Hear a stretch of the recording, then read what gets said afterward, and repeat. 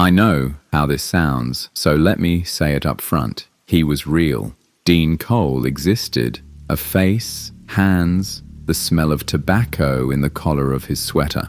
And the first thing he ever said to me in person wasn't, "Hi, it's good to see you." With a serious look on his face, he warned me about the slick roads out there. "My name is Nora, I'm 28, and I process medical billing from home in Tacoma, Washington. 9 hours a day in headphones, moving diagnostic codes out of one spreadsheet and into another. The kind of work that leaves your brain empty and hungry." Last March, I bought a Seth Thomas wall clock at a flea market for $11. Heavy, walnut, cracked glass, a dead pendulum. The seller said it came out of somebody's attic. I hauled it home and went online to find out why it wouldn't run. That's how I ended up on a server with about 300 people like me on it. People who repair machines nobody needs. Dean answered me at 20 minutes past 3, his time, not with one line, with 4 close-up photographs of the escapement, captioned, telling me what to look for. He wasn't flirting, he was just there at 3 in the morning, and he knew the answer. 11 months. Messages first, then his voice, low, a little hoarse, the voice of a man who doesn't speak all day. He lived in his grandmother's house on Bell Hollow Road, West Virginia, 40 minutes from the nearest traffic light, and he had spent his whole life fussing with clocks. The house was full of them.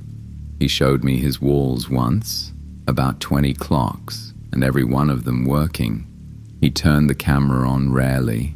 It always sat on a shelf, pointed at his workbench, and his face was half out of frame, and he never fixed that. "The router is in the kitchen," he explained.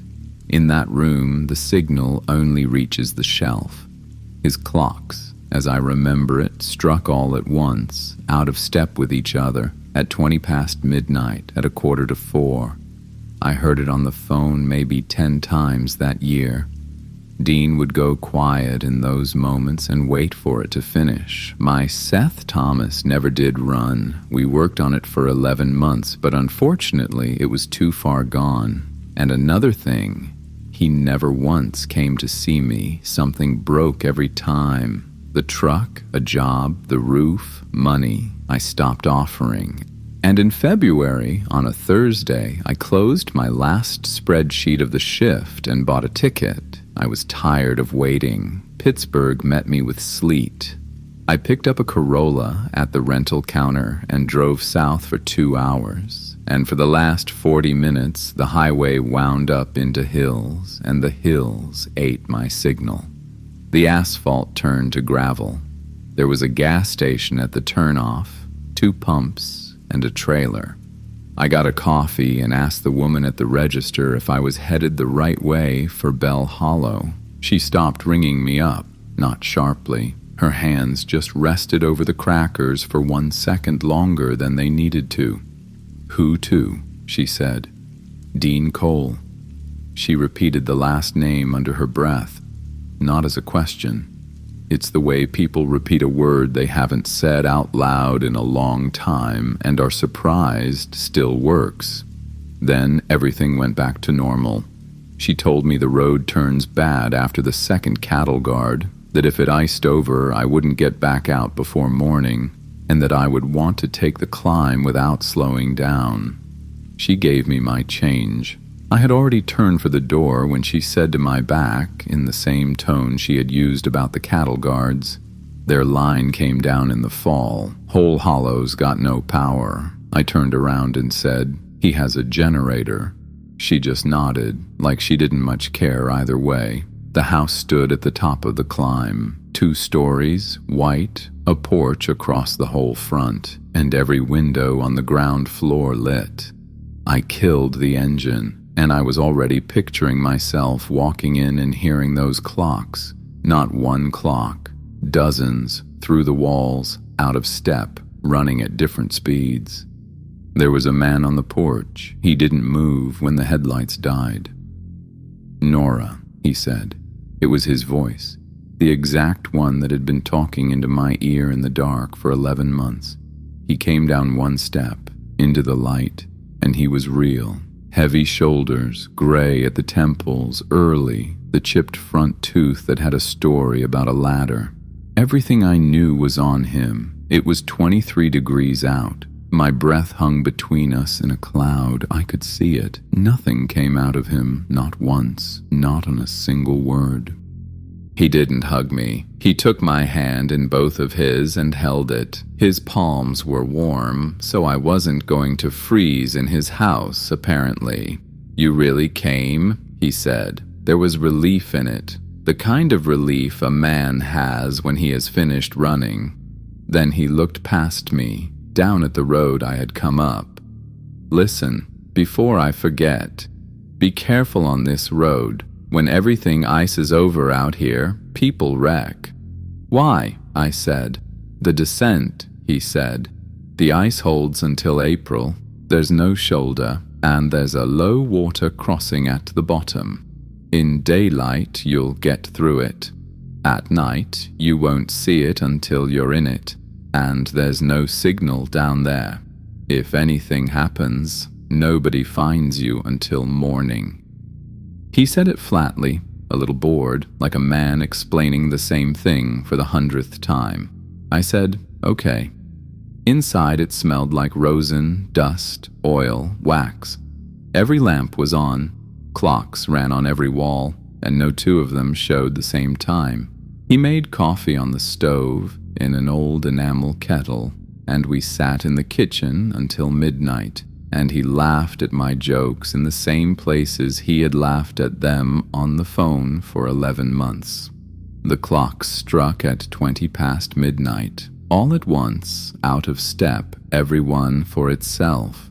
In person, it wasn't a sound. It was a kind of drone. Dean stopped talking and waited for it to finish. He looked at the table. He felt a little awkward about it, and I took it kindly. A man living alone in a house with 20 broken clocks, embarrassed about it in front of a guest. We went to bed. I slept in the spare room. He slept in the front room.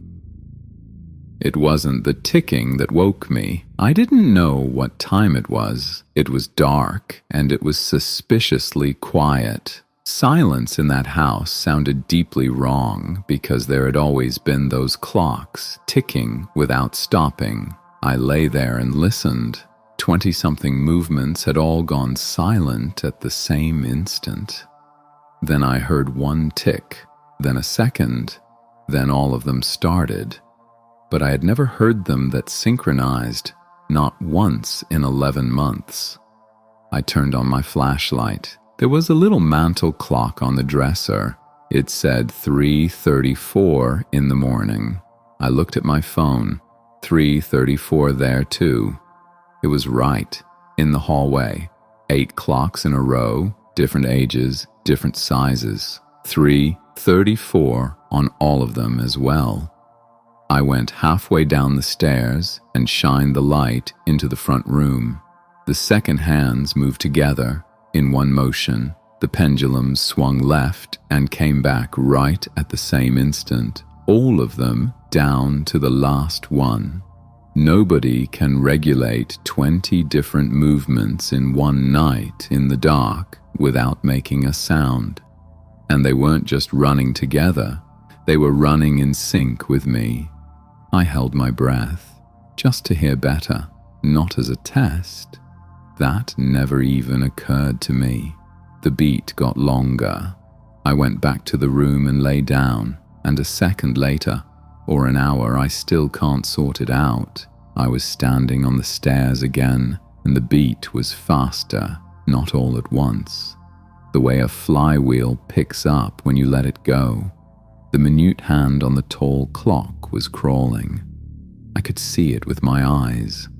A hand is not supposed to move where you can watch it move. 3:38, 3:49, 4:05. The wallpaper started to go. Literally, the flower pattern above the stairs darkened like paper near a fire. came up in blotches and began peeling away in strips, and underneath it there was something black. The banister gave under my hand. The wood had gone soft, wet, falling apart. I pulled my hand back and there was rot on my fingers. The ceiling in the front hall sagged. Something thick came up from below, the smell of water that has clearly been standing for decades. I screamed his name. I screamed Dean like somebody was about to kill me. His room was empty. Not empty as in he had stepped out somewhere. No, a bed with no mattress, bare springs scabbed over with rust, and on them an even untouched layer of dust. The kettle on the stove, its enamel cracked, a black crust inside. Our cups were still on the table. There had been nothing in them for a long time. The workbench was covered in cobwebs.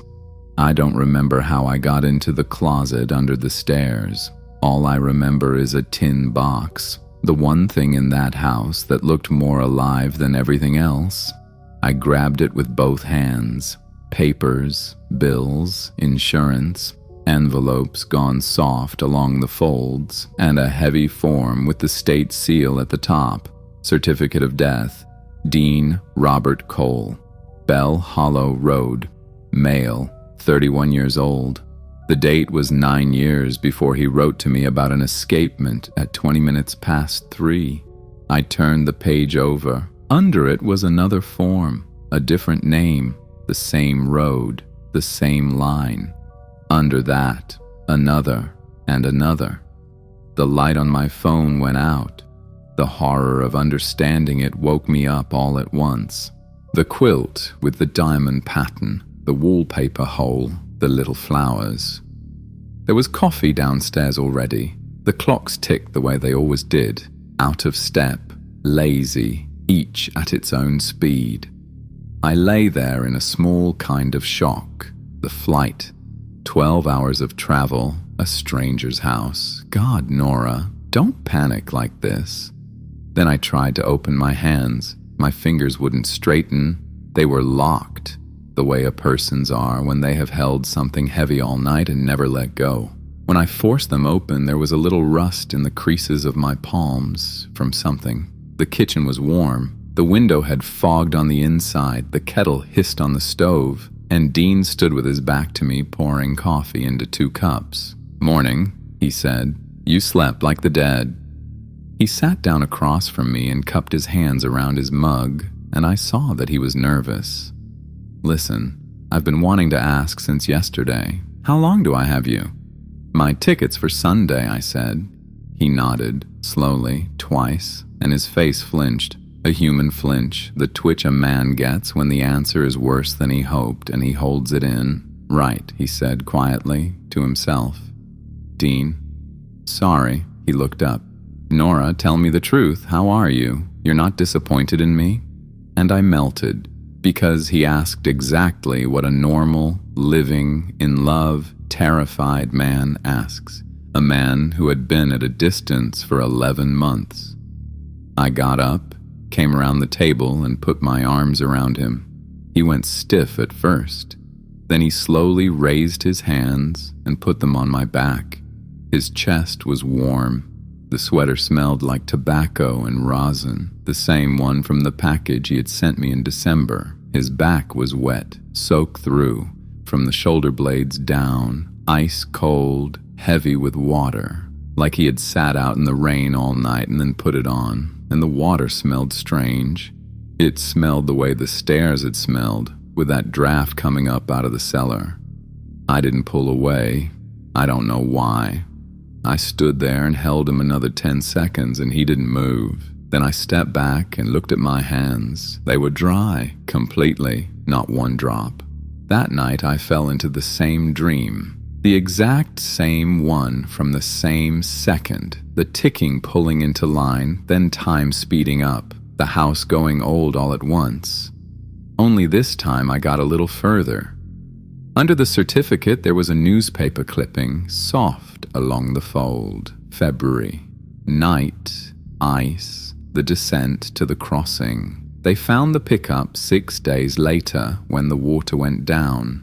Cab first. The door had been opened from the inside. He didn't drown in the cab. He got out. He walked back up toward the house, and he didn't make it. Cause of death, hypothermia. I woke up. The same quilt with the diamond pattern. Coffee was already waiting for me downstairs. I picked up my phone. Friday.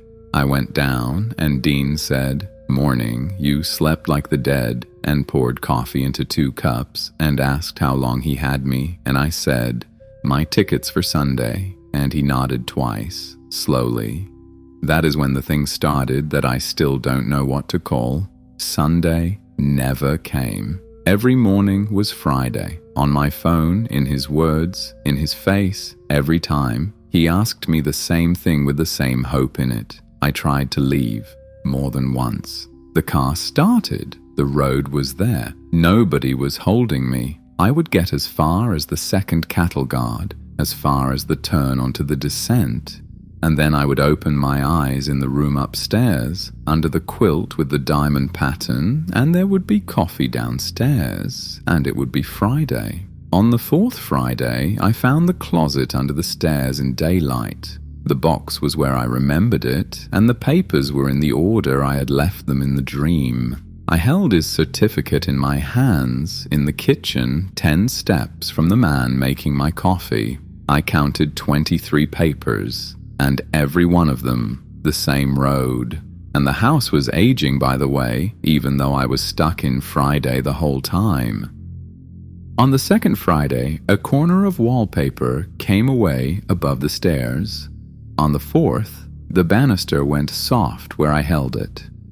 On the 6th, the ceiling sagged in the front hall. A dark stain crawled across it, and the smell of standing water stopped going away at dawn.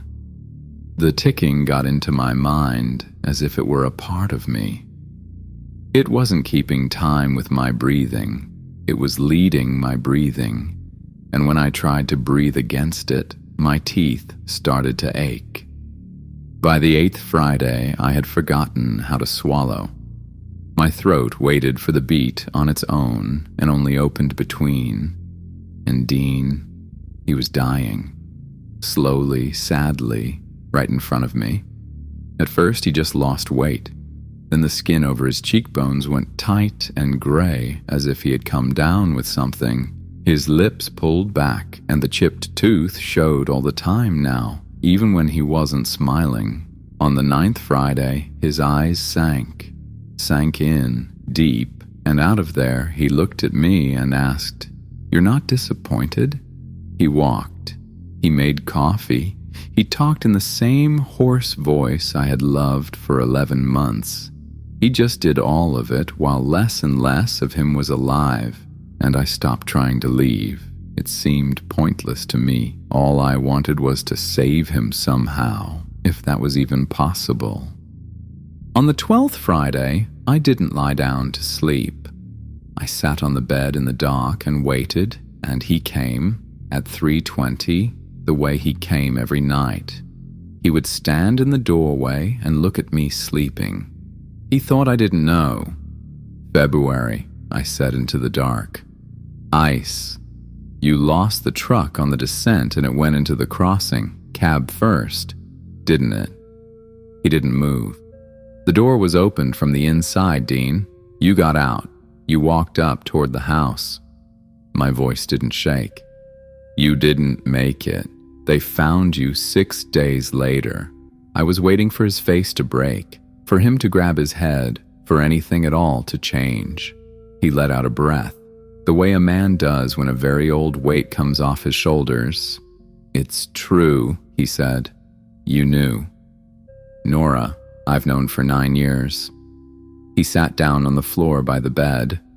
He couldn't bend anymore, so he just sat, slowly, in pieces, with a wet whistle somewhere inside him. "Why were you like a living person for all 11 of those months?" I said, "and now this is happening to you." "Time's running out," he said. "And then what?" He didn't answer with words. He turned his head and looked into the dark toward the stairs. I picked up my phone and shined it that way. The wallpaper above the stairs had come down back on the second Friday, and underneath it was black, and in the middle of that black, there was a nail, driven in straight, right to the head, set to hold weight. It wasn't rusted. "Who put it there?" I said. "Not me," said Dean. I sat down on the floor next to him. "How much do you have left?" "Not much. A lot less than I had in March." "What happened in March?" "You wrote to me." He said it plainly, like a fact. "Nora, I'll explain it once and then let's not do this again. I had a lot of time to just be here, and I spent it. 11 months I talked to a living person. Every night, every call, every time you turned the camera on and I looked at you, none of that is free. A living person costs a lot, you understand? You knew what it cost. I knew. And it was the best thing that happened to me in 9 years," he said. "I would have given more, but I just don't have more." I asked about the workbench. "There's a clock on it, walnut, no dial, no hands. It sat behind your shoulder for 11 months. I looked at it every day. Why doesn't it run? Have you been fixing it this whole time?" "I don't know," he said. "Dean, I really don't know." He didn't look away. "I started it the first winter. I just came downstairs one morning and started. I didn't decide to, and I haven't been able to stop since. I go over to it every day for 9 years. It's been finished a long time, Nora. It runs. I can't put the dial on. It's like it isn't time yet." "Who is it for?" He looked at me, then at the wall above the stairs where the nail was, then back at me. "Go to sleep," he said. "No, the Friday's first. Why is every morning the same?" "Because it's me," he said. "It's my doing. You weren't letting me leave." I wasn't. "Why?" "You came on Thursday," he said. "Sunday you would have gone. 3 nights. I had 9 years of an empty house and 3 nights, and I couldn't do it. Every time it got to Saturday, I wound it back and bought another Friday. That costs a lot. You've seen the wallpaper, you've seen my hands, you've seen me. 12 times? 12? I counted. I was afraid I'd lose track." He was quiet for a moment. "You'll ask me later anyway, so I'll say it now. I don't regret it. The only thing I regret is that I didn't ask you. But there was no point in asking." Then he got up off the floor. I heard what it cost him. "That's it," he said. "I don't have enough for a 13th. Go to sleep. In the morning it'll be Saturday." The sun woke me. Not a gray dawn, but the sun, lying in a stripe across the quilt with the diamond pattern. My phone said Saturday. The wallpaper above the stairs was whole. The little flowers, the banister held. The ceiling in the front hall was white and flat, and the house smelled like coffee and rosin and nothing else. He stood at the stove with his back to me, pouring into 2 cups. "Morning," he said. "You slept like the dead." He turned around and he had a face, the one from the first evening. Heavy shoulders, gray at the temples, early, the chipped tooth, the living, ordinary, slightly tired face of a man 31 years old. I stood in the doorway and barely kept from crying. And then I took the cup and said, "Morning." We didn't talk about the night, not once, not one word, all day. He fried eggs and over-salted them and apologized for it longer than he needed to. We went through a box of escapements and argued about which one came off what. He told me how at 16 he broke his grandmother's Ansonia and spent 3 weeks secretly putting it back together, and his grandmother knew and said nothing, and he only figured that out at her funeral. He asked what I could see out my window in Tacoma. I said, "A parking lot and a piece of the bay if you stand on a chair." "The bay," he said.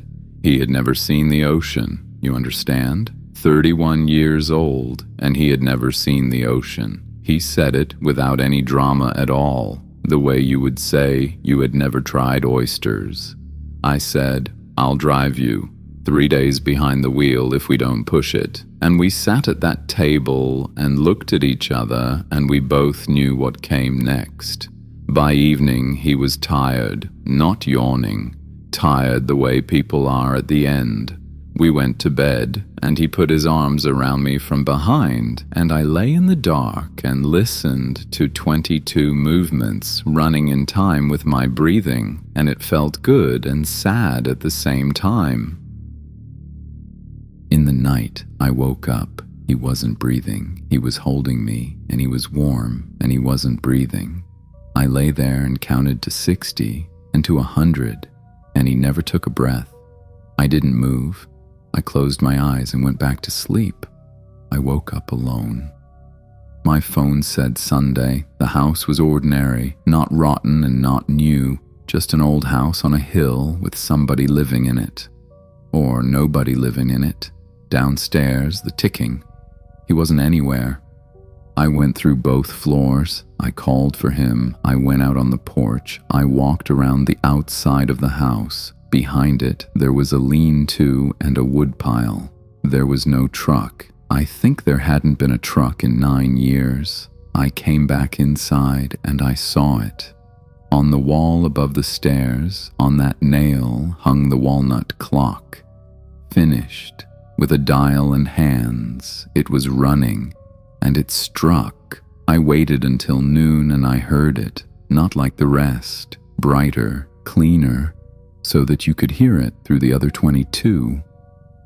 The dial was white and blank, with no maker's name. The numbers on it were written by hand, not printed, painted with a fine brush, carefully, by someone doing it for the first time in his life. Toward the bottom they went a little crooked. At 5, at 6, at 7, his hand was getting tired. He got up in the night, slipped out from under my arm, and went downstairs to finish it. I sat in that house all day. I was waiting for a floorboard to creak, just a floorboard. At 4:30, I took the clock down off the wall. It was heavy. I wrapped it in a sweater, found a cardboard box in the closet, packed it, put the box on the passenger seat and buckled the seatbelt around it because the road is bad. By the time I pulled out onto the climb, it was already dark. I wanted to keep the clock to remember Dean by. An escapement doesn't seat on the first try. You have to bring it up, press it, let it go, and listen, not with your fingers, with your ear. A good beat, you can hear. The lamp, the magnifier on its stand, a jar of escapements, a rag soaked in oil, a walnut case, assembled and cleaned out with no dial and no hands. I don't remember when I started it, but I have found the work extremely interesting. The clocks strike, all at once, out of step, each in its own time. I go quiet, I look at the table, and I wait for it to finish. I count, 23. He wasn't embarrassed by that sound, and I thought he was. He just wasn't talking over them. It took me a while to remember. I don't know how long, days or years. I was doing 15 miles an hour. I did everything right. I wasn't speeding. I had both hands on the wheel, and on the descent, none of that meant anything. The back end went sideways, softly, as if that was how it was supposed to go. I even had time to think I could still pull it back, but by then, it was me being pulled out. A lot of time had passed. The box on the passenger seat went down with me, but his clock is hanging above the stairs all the same. The clock he spent 9 years making. I still haven't put the dial on mine. It isn't time yet. I can't. He told me the same thing, word for word, and back then, I didn't understand why he couldn't. Sooner or later, somebody's headlights will shine in my window. I'll go out on the porch and I'll stand there with hope and something warm inside me. Thank you for listening to this story to the end. If you enjoyed it, please like and subscribe to the channel. New stories await you, and sleep well, if you can still breathe easily.